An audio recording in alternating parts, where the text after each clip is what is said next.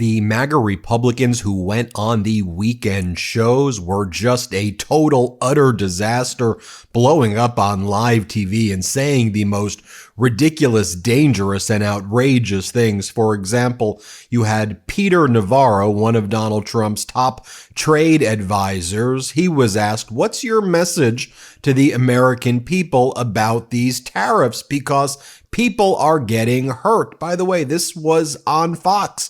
And Navarro said, "My message is that tariffs are a tax cut, that tariffs are great, that tariffs will make you rich." All lies. But here's Navarro. How do you know he's lying? He's opening up his mouth. Play this clip. Well, you heard Lucas's reporting there where the president says he doesn't care if the prices go up on U.S. cars. So what's the message to the U.S. consumer?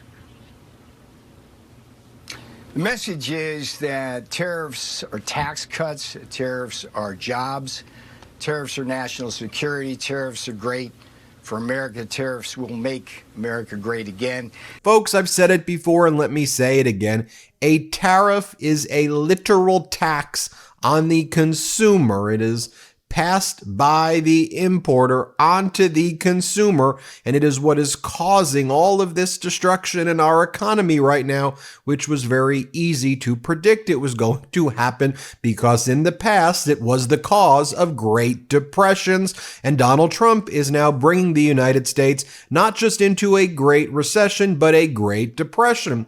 So then CNN and other corporate news, they try to bring on the Republicans who pretend to be not MAGA, the Republicans who pretend to be the normies, but they're actually MAGA through and through.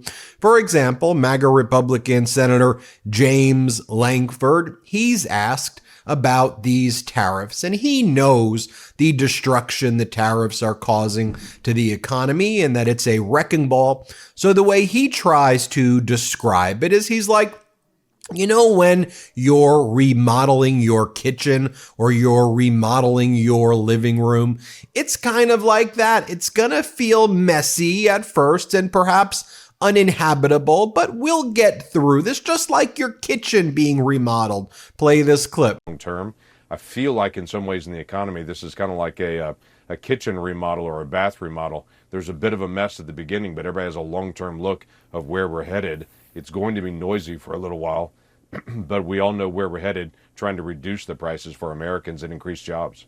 Well, on that note, in your book that I mentioned, you write that Americans voted for Donald Trump because they, quote, decided the nation needed a turnaround election. In this past week, inflation ticked back up. Stocks went down again. Americans are increasingly pessimistic about the economy, worried about a recession. It's harder to find a job. Is Trump failing to deliver on the kind of turnaround Americans were hoping for that you write about? We are less than 3 months into the administration at this point, so I think we've got a ways to go to be able to determine anything related to that. This is the first. Hey, James Lakeford, I don't think a lot of Americans can relate to even that reference of kitchens being remodeled because most Americans, James, can't afford a home right now because of Donald Trump's destructive economic policies. Donald Trump did promise that he was going to make things more affordable on day one, that he was going to drive down prices. Housing would be more affordable. There would be so many jobs, we wouldn't know what to do about it. He said there would be no tax on tips, no tax on Social Security, no tax on overtime. But instead of doing all of these things, he's fighting for $4.5 trillion in tax cuts for the billionaires, destroying Medicaid, taking away $880 billion from Medicaid, destroying the Department of Education, destroying Veterans Affairs, engaging in a hostile takeover of the federal government, and continuing to fantasize out loud about conquering Canada, Greenland, Panama, and other locations. Now, Howard Lutnick, Mr. Sham Wow, it's a shammy, it's a sham wow. Donald Trump's Commerce Secretary, who literally would not avoid being on, like the guy was on media appearance all day, every day the past few weeks. Well, he decides not to show up on the weekend, running away from the cameras like a pathetic coward right before Trump's Liberation Day, where all these additional tariffs are going to kick into effect. Here they are on Face the Nation on CBS saying, we try to invite Howard, but he didn't want to show. Play this clip. We had hoped to speak to Commerce Secretary Howard Lutnick today, but the White House declined our request. We do hope to have him on in the near future to discuss tariffs. Our folk. Next up, we've got a video of Donald Trump's chief economic advisor, Kevin Hassett, who's been wrong about literally every single thing his entire career. This is the guy who said, buy, buy, buy, right before the dot-com crash. I mean, the guy literally is a counter indicator. You do the opposite of what this guy says. A total fool. But here he is leading economic policy. And here he says, look, I don't really know what we're doing. He goes, he admits it. He goes, I can't give you any forward-looking guidance on what's going to happen this week. Play this clip. And so President Trump has a long-run vision of a golden age of America, and we're working really, really hard to get it out there in time. But I can't give you any forward-looking guidance on what's going to happen this week. The president has got a heck of a lot of analysis before him, and he's going to make the right choice, I'm sure. Yeah, that was a direct quote. I can't give you any forward-looking guidance. That's literally your job, to give forward-looking guidance on what's going to happen. Utterly, utterly pathetic. Then, as I said, they try to strut out their normie Republicans who aren't normal at all. They're MAGA Republican, obsequious, subservient, fascist clowns. No offense to real clowns, because it's a real profession. These are fascist clowns like MAGA Republican Representative Jody Arrington.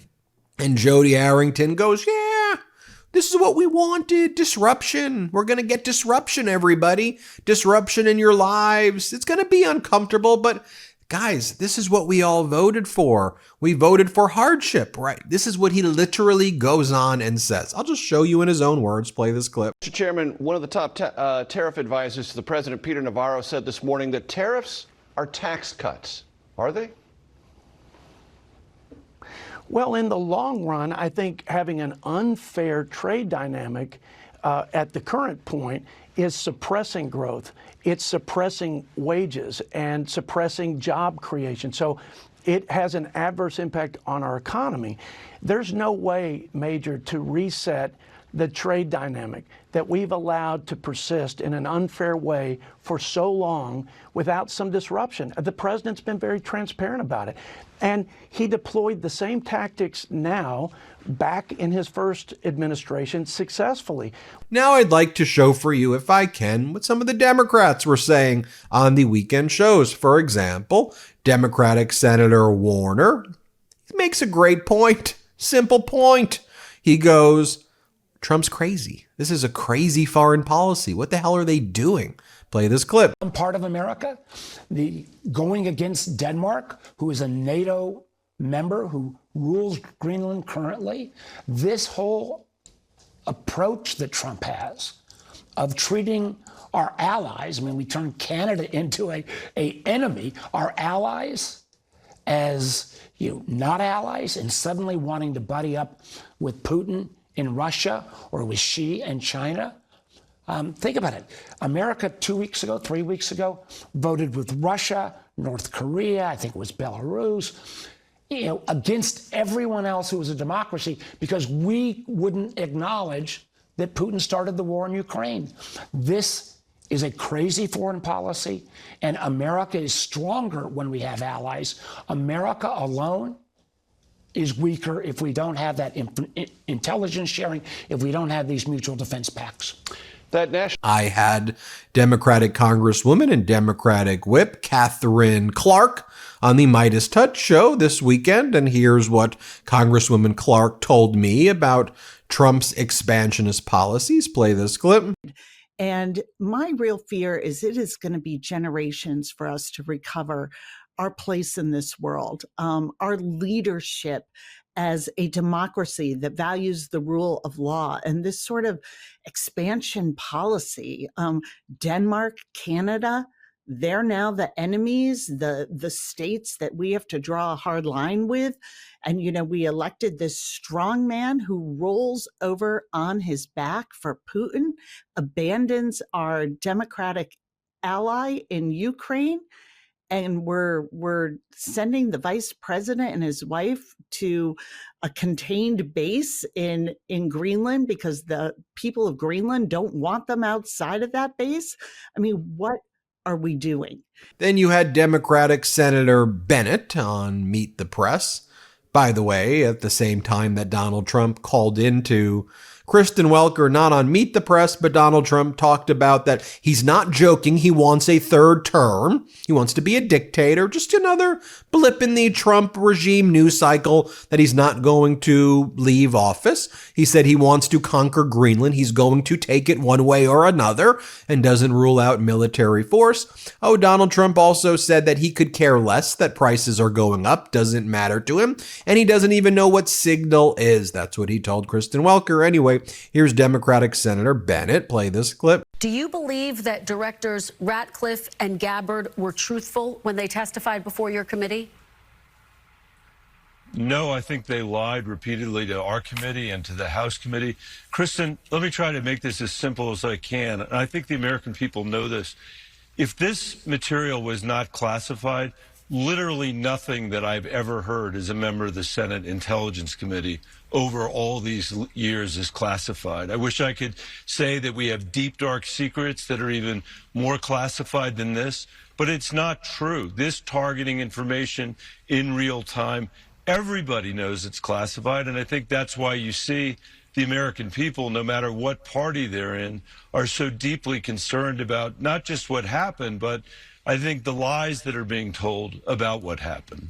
As I'm sure you're aware, from the morning to the evening, I'm recording video after video, hosting podcast after podcast, and having all of that coffee that you probably see me drink was causing me those coffee jitters, and I needed a change in my routine. So that's why I started trying mud water. It's refreshing, it's incredible, and it was just the right touch as we head into spring. It's right around the corner, spring, and it's the perfect time to refresh your routine as I refreshed my routine. Shake off those winter blues. And here's an easy change you can make. Ditch the endless cups of coffee for something better. Try mud water, MUDWTR.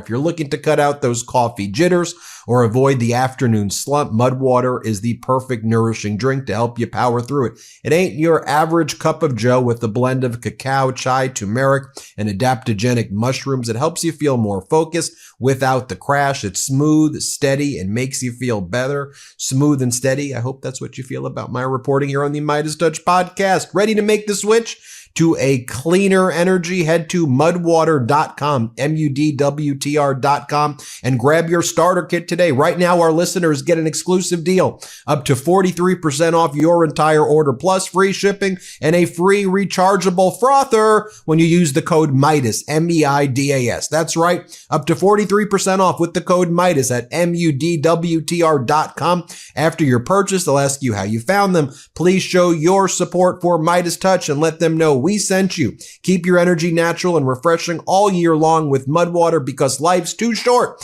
for anything less than clean, delicious energy. That's MUDWTR.com and use the code Meidas. What was Donald Trump doing this weekend, by the way?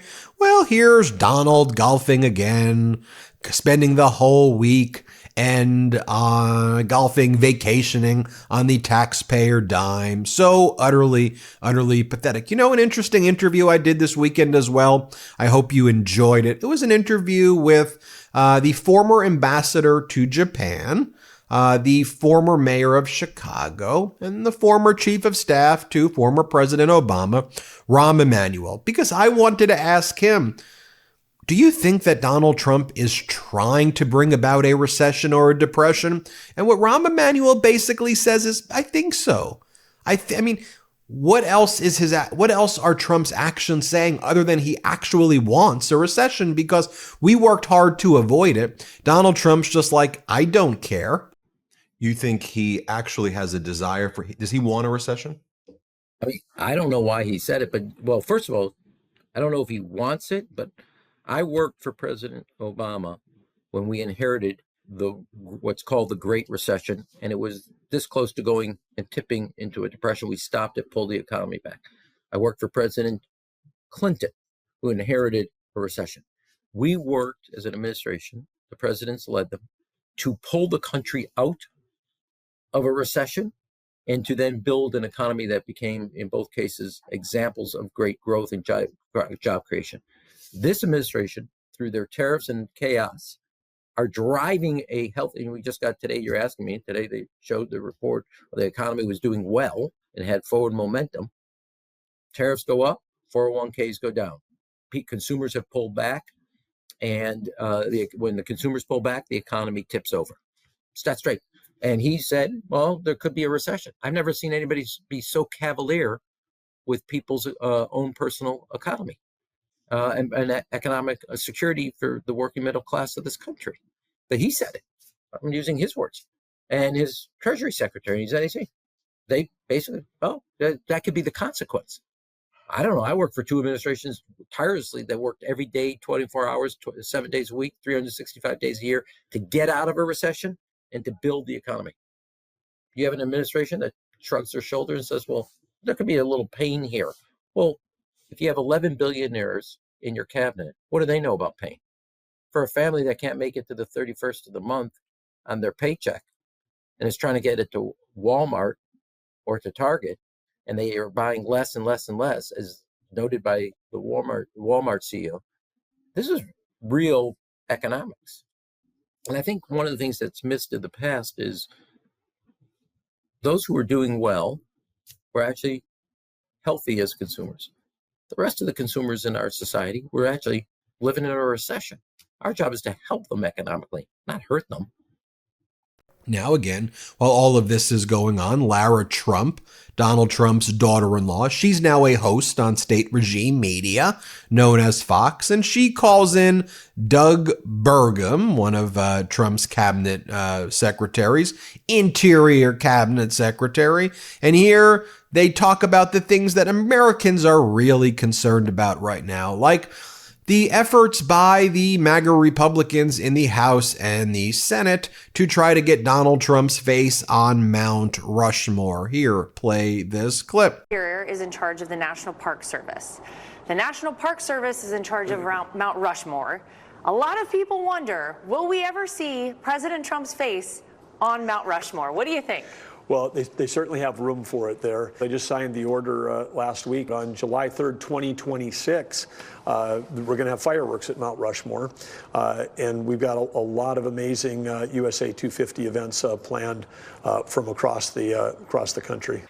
Now, finally, I'd like to share with you these clips. I thought they were quite interesting and illuminating.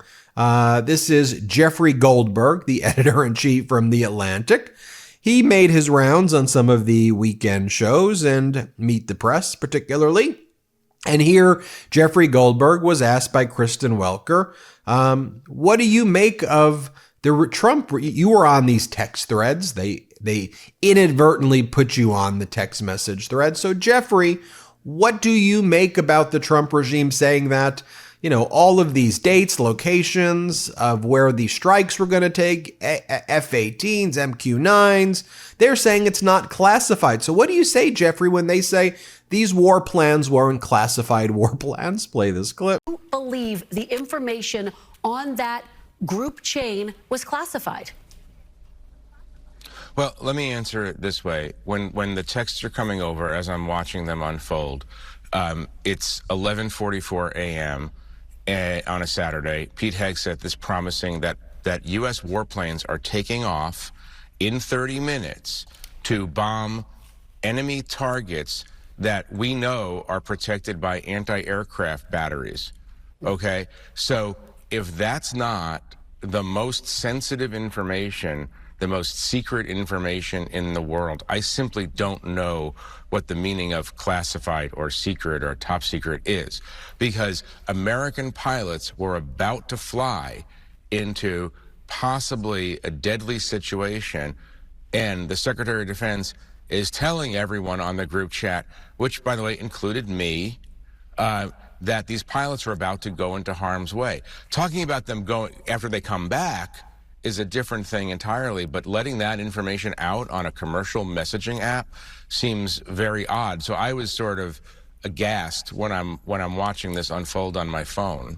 And then finally, you have Jeffrey Goldberg on Mike Waltz, a national security advisor. And Jeffrey Goldberg is asked, what Waltz is saying happened, Jeffrey, is that your phone number was sucked in to his signal chat. Sucked in, he says. That's what Mike Waltz actually said, sucked in. So, Jeffrey Goldberg, editor-in-chief of Atlantic, were you sucked into this signal chat? Watch Jeffrey Goldberg's answer. Play the clip. I'm sure everybody out there has had a contact where it was said one person and then a different phone number. But you've never talked to him before, so how's the number on your phone? I mean, I'm not an expert in any of this, but it's just curious. How's the number on your phone? Well, if you have somebody else's contact and then somehow it gets someone sucked sent in, you that it gets contact. sucked in. Jeffrey, what do you make of those explanations? This isn't the Matrix. Phone numbers don't just get sucked into other phones. I don't know what he's talking about there. Very frequently in journalism, the most obvious explanation is the explanation.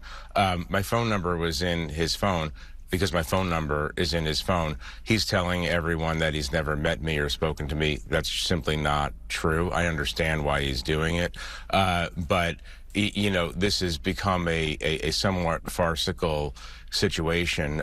Wow, folks. Yeah, I think it's so important that I play these clips for you. That's kind of the catchphrase. Play the clip, because when I was once a trial lawyer, I would show the jury exhibits. I would say, here's what was said, here's the evidence, form your opinions. I have an opinion. On my closing argument to the jury, I'd share with them, of course, my opinion and how I wanted the jury to decide, because I have opinions. I'm human, right?